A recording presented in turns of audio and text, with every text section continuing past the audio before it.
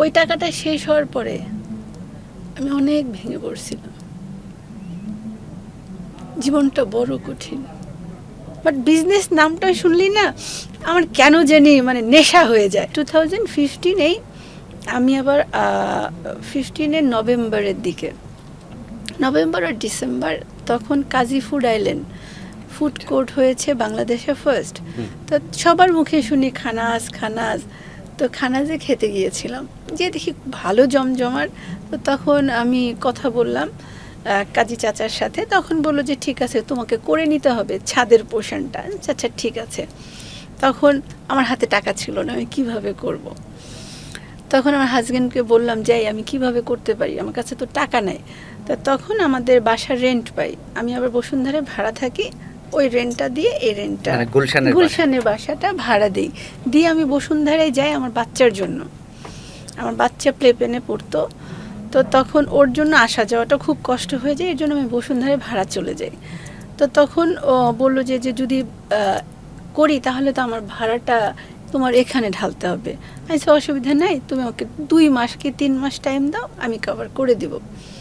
তখন ও বললো ঠিক আছে চলো একটা প্ল্যান করেছি। বলো কি? বলে চলো লোন নেই। আচ্ছা চলো।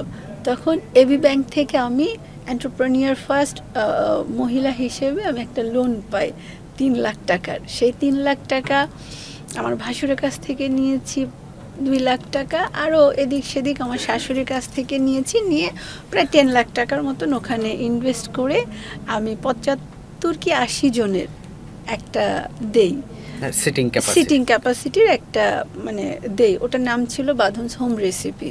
আমার এখনও ওই নামই আছে, লাইসেন্স আমার সব ওইটার নামেই আছে।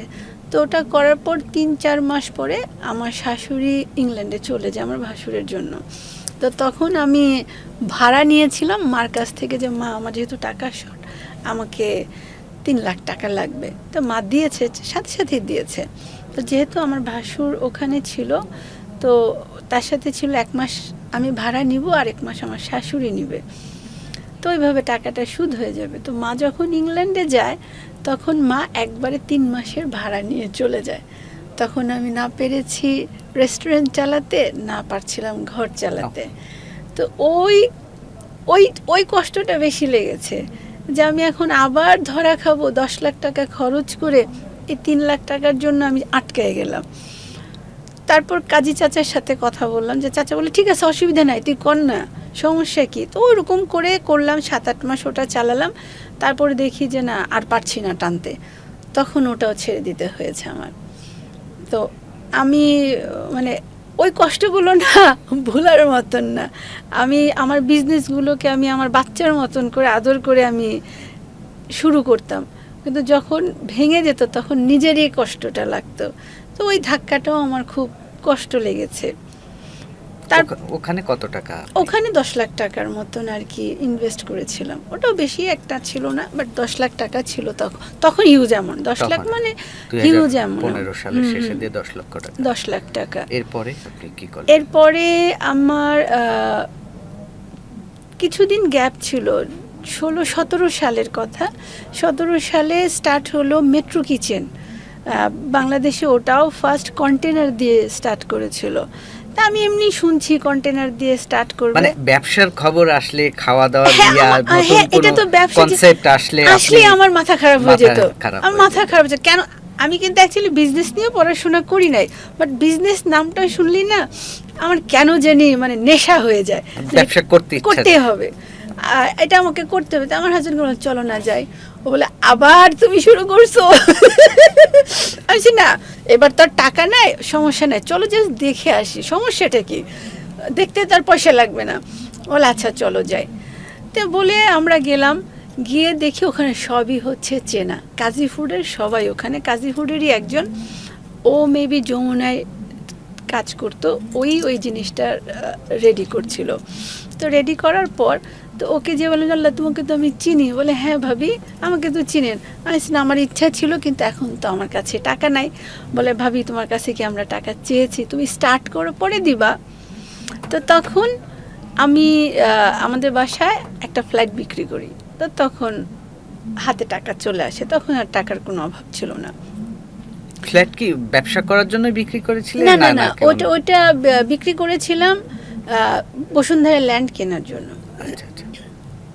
কারণ গুলশানে আছে আরও, তো একটা দিয়ে একটা ল্যান্ড কিনে আমরা একটা বাড়ি করতে চেয়েছিলাম।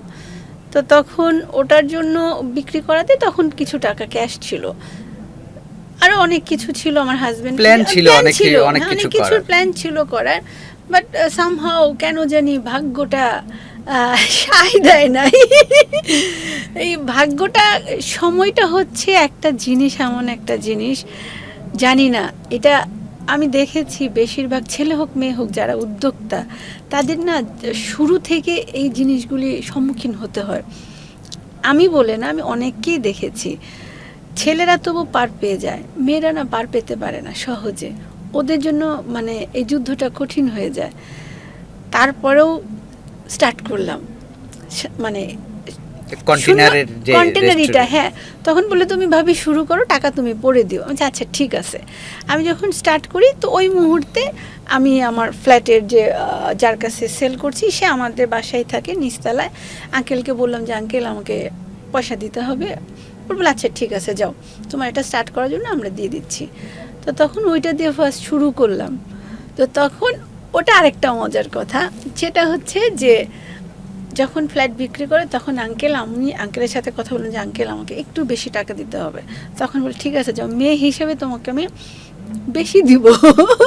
তখন আঙ্কেল যে টাকাটা দিল সেটা দিয়ে আমি আরও একটা নিলাম, ওখানে মোট 3টা কন্টেনার আমি নিলাম। একটা আমার হাজব্যান্ড টাকা দিল, একটা ওটা ছিল দোতলা, আমার টাকা দিয়ে আমি সিঙ্গেল একটা নিলাম, আরেকটা পার্টনারে নিলাম।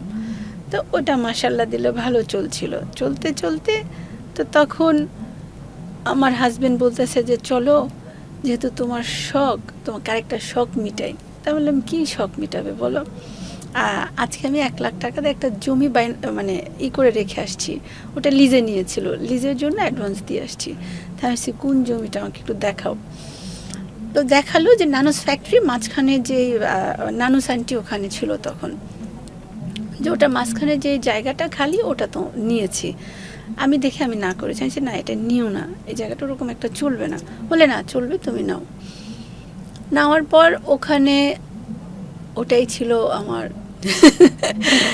জমানো যতটুকু টাকা ছিল, যতটুকু যা ছিল, ওটা কিন্তু অ্যাকচুয়ালি আমার মানে কষ্টের টাকাটা ছিল। সব মিলিয়ে ফ্ল্যাট বেচা, সব ব্যবসা করে, মিলিয়ে, হ্যাঁ সব মিলিয়ে যেটা। মানে টাকা তো ইনকাম না করলে আসে না। টাকা জিনিসটা এমনই, আমি জানি না একমত হবেন কিনা, টাকা না থাকলে কোনো দাম থাকে না, বাস্তবিক। এটা কিন্তু বাস্তব। টাকা আছে আপনাকে সবাই দাম দেবে, টাকা নেই আপনাকে কেউ দাম দেবে না, যেটা এখন ফিল করি। আপনি বললেন যে আপনি কান্না করতে পারেন, সত্যি ওই টাকাটা শেষ হওয়ার পরে আমি অনেক ভেঙে পড়ছিলাম। জীবনটা বড় কঠিন। ওই বিজনেসটা লস করার পরে এমনও সময় গেছে, হ্যাঁ আল্লাহ হয়তো কাউকে রহমত করে, রহমতের জন্য করোনা স্টার্ট হলো, তখন ব্যবসাটা লস খেলাম। একটা ছেলে ছিল বাজারে, ছিল বাকিটাকে দিত আমার রেস্টুরেন্টের সময় থেকে। ও না থাকলে করোনায় হয়তো আমি মরে যেতাম। ও আমাকে অনেক হেল্প করছে, হয়তো ওর সাথে আমি কথা এখন কম হয়, বাট ও অনেক হেল্প করেছে। পুরা করোনা ও আমাকে টানলো। তারপর আমার হাজবেন্ডকে বললাম এখন কি করবা, করার তো কিছু আর নাই। তো তখন বললো চলো আর একটা ফ্ল্যাট বিক্রি করি, আমি বাইরে চলে যাই।